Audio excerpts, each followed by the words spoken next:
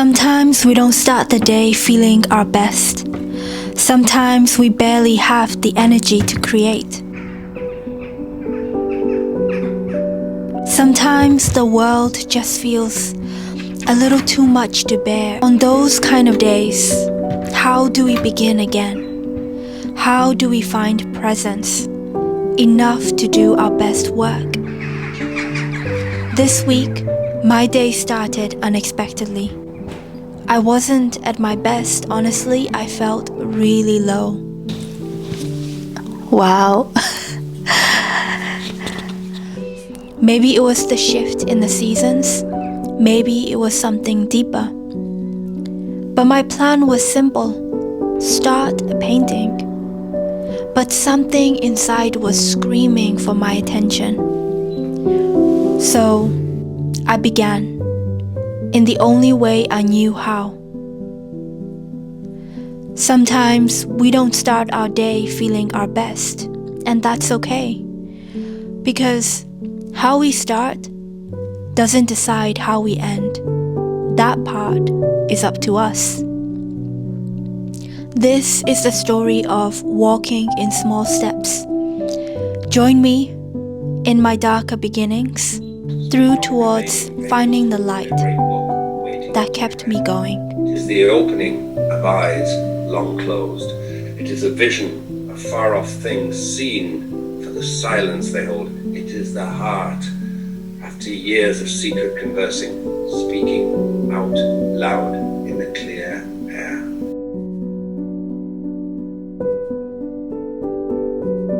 I decided today to do something a little bit different, so I'll be very honest with you. I'm not feeling at my best today, and in the last few days I haven't been feeling my best. I've been overwhelmed with a lot of anxiety and negative thoughts, and also asking questions to myself and to the people close to me, questions that are not necessarily like expansive, and questions that are more limiting. I woke up this morning and I still feel it, like my heart feels very heavy, and I've cried, and I've also, been in a way, I think, like forcing myself to feel better already. And I kind of want to actually approach it differently this time. I really can sort of go into this mental spiral that doesn't do me any good. But at the same time, I ignore the part of me that is needing some help, is needing some care and attention. When I feel like this, in the past I've just pushed myself and said, just ignore it, just continue, just carry on, keep on doing what you're doing. But I don't really want to do that right now. I honestly just want to approach it differently, and I want to actually look after this part of me a little bit. And if that also means showing up on camera like this and taking you along that journey, then I think maybe it might help someone out there who is also feeling equally sort of low. I'm going to sort of take you along this day with me, and I'm going to do a few things that I think is going to be helpful for me. These are the sorts of things that I do that isn't trying to push myself to be optimistic, because for me that's also a little bit false. It's more so just trying to slow down, just trying to be present with whatever I'm feeling at the moment, not rushing to just complete a task for the sake of it. Because I genuinely do feel like when I am more present, then whatever task that I'm doing is amplified in experience, is more enriching. I get more ideas, and just being more present has been really helpful in my own artistic practice. And this week is a week where I am filming and painting, and I've been forcing myself to get to this like point of perfection where I feel perfect, I feel presentable to the camera. Like I feel like I have to turn up on camera and have to be this like happy-go-lucky, self. And that's not really the reality. And I just want to give you like a little glimpse of that in this video. And I just want to also like take you through this journey of when I am feeling really low, how I am planning to just ease into the day rather than rush forward into the day. So let's continue.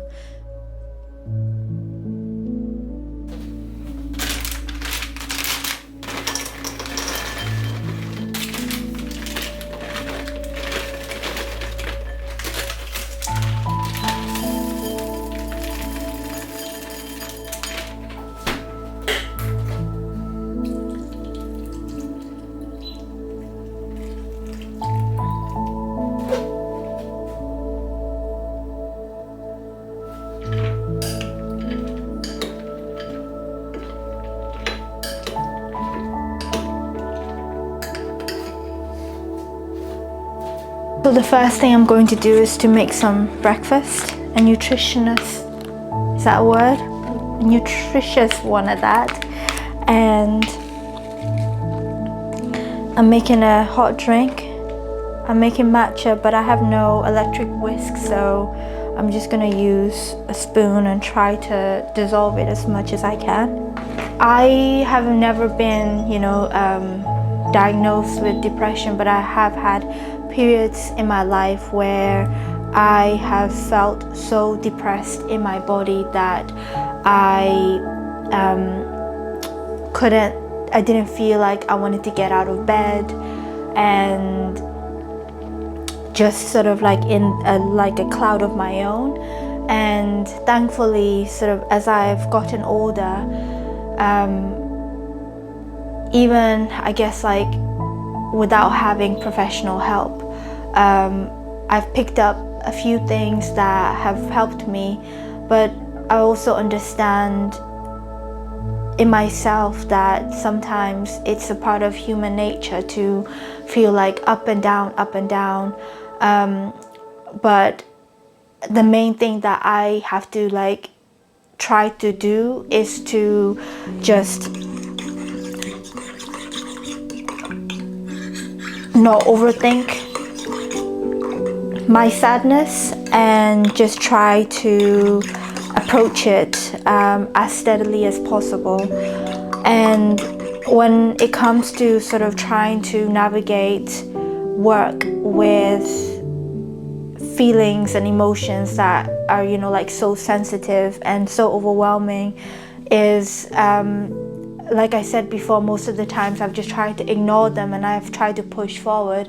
But now I'm learning that it doesn't really work that way. Even if I wake up feeling fine, I now try to have my breakfast properly and at least have a bit of time to myself where I'm just having breakfast, where I'm not trying to rush through to doing work, and where I'm not trying to like rush through to start a task.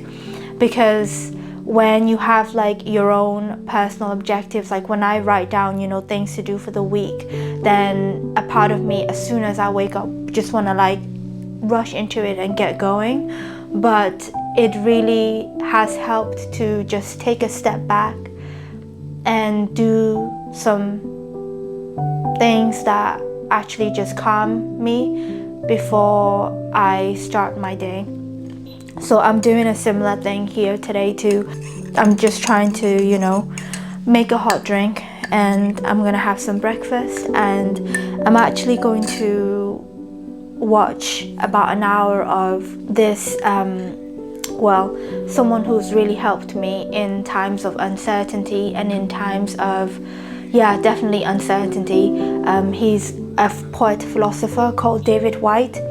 You may have heard of him. I've been following him for many years. His work I've sort of been listening to on and off for many years, and he's definitely helping me in this time of my life where so many things are uncertain. He talks a lot about how to navigate times of uncertainty or about loss or about death and about horizons and just trying to expand our perspective. And he's not really the type of person who's afraid to sort of go into like the depths of, what a lot of us might call like dark emotions, but he has a really good way of reframing them, and I've always liked the way he's reframed works. And recently I've signed up for what's called like his like companion portal, so I've pretty much exhausted all the interviews and podcasts that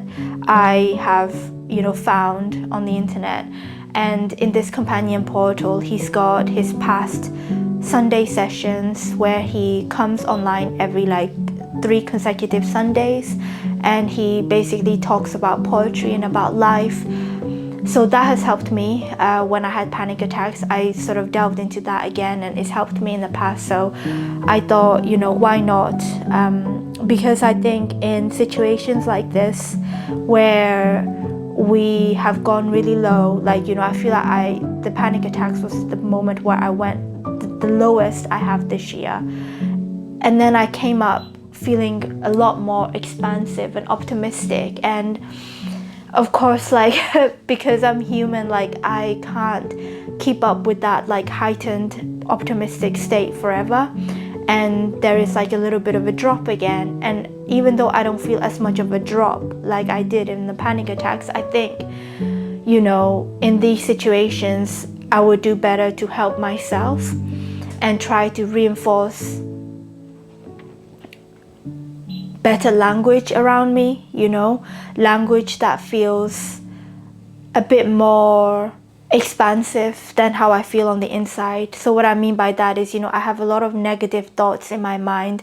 I think that right now for me, like, it would be really helpful to listen to someone who is able to balance the thoughts that I have with thoughts that are a little bit more like wider in perspective. David Whyte, when he talks, like, he really expands his perspective, so it feels like I'm looking down at a forest and not just like the individual trees, that sort of feeling. So yeah, I'm proud of myself though, because before I would never have started my day saying you are allowed to just spend like a few hours, the first half even of my day, just to find a little bit more steadiness in myself. When we are feeling a bit depressive or a little bit low in mood, then if we are not also doing things to take care of ourselves, these things can spiral. So I've definitely experienced moments where my negative thoughts have spiraled so much that I don't even want to do anything anymore.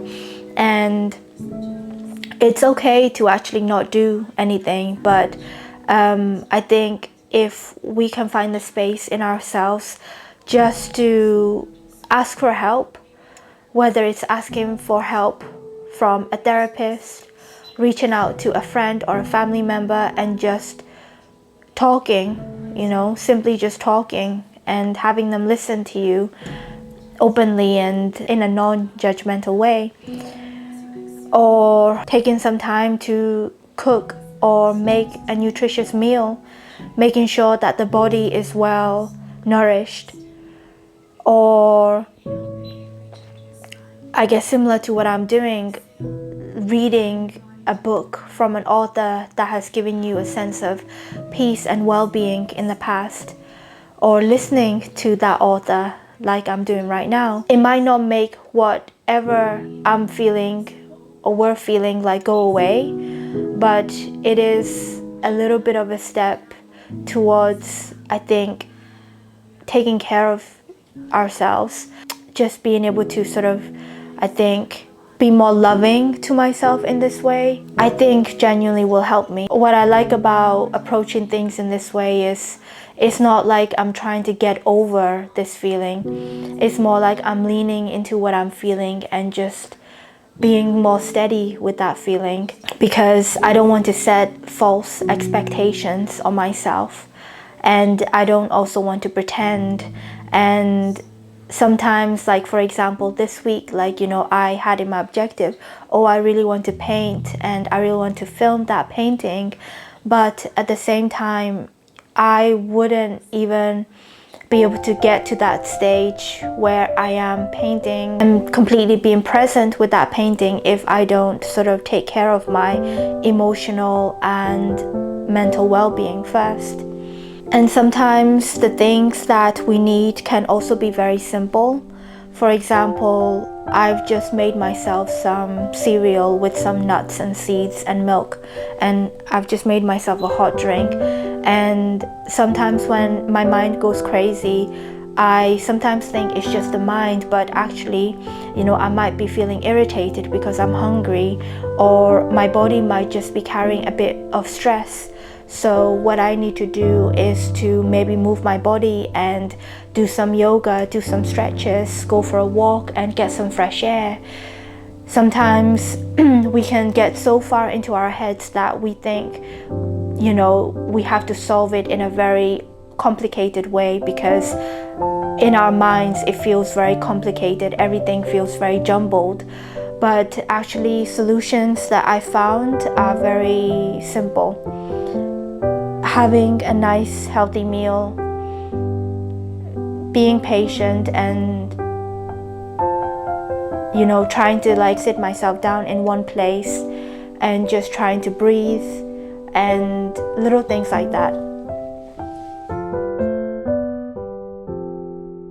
Some days we wake up having energy from the get-go, and life feels a little easier, a little more joyful.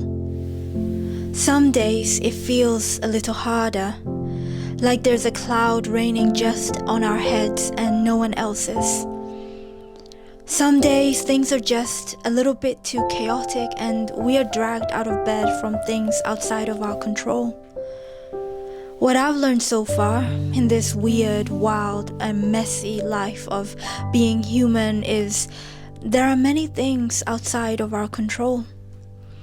And sometimes when things feel a little difficult, to simplify our lives, to give a bit of love and attention to ourselves and open up to the world around us is the hardest thing to do.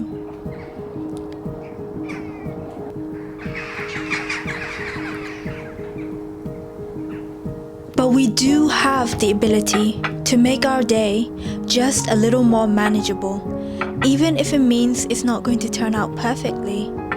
We can still choose to take the next little step in the way we know how. The things I've mentioned that's helped me in this video are not a prescription for everyone. It's come out from me asking myself, what can I do in this moment to help myself? Here goes something. And it started off with making breakfast, and it ended with having a lot of fun with spray paint. If you had told me when I was feeling sad in the beginning of my day that this would be how it turned out, I wouldn't have believed you.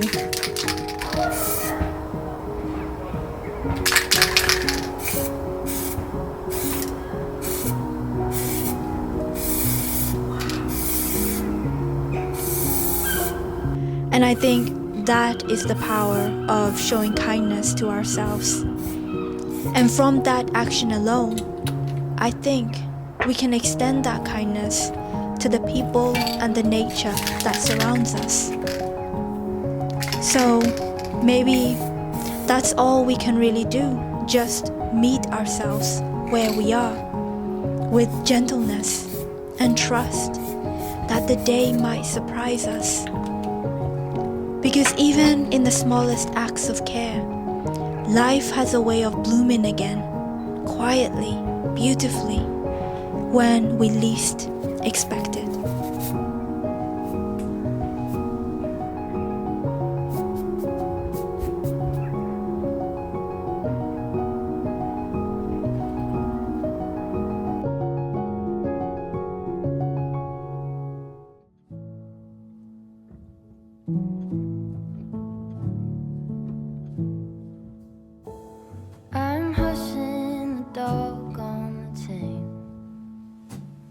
I'm lining up stones on the edge of the bank.